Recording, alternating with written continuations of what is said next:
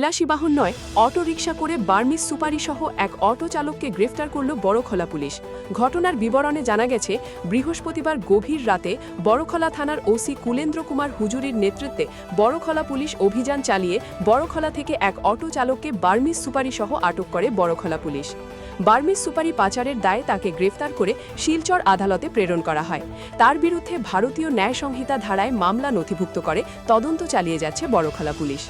গ্রেফতার হওয়া যুবকের বাড়ি জালালপুর দ্বিতীয় খণ্ড। তার নাম আব্দুল ওয়াহিদ বলে জানা গেছে। বড়খলা থেকে সুলতান আহমেদ বড়লস্করের প্রতিবেদন, ঈশান বাংলা নিউজ, শিলচর।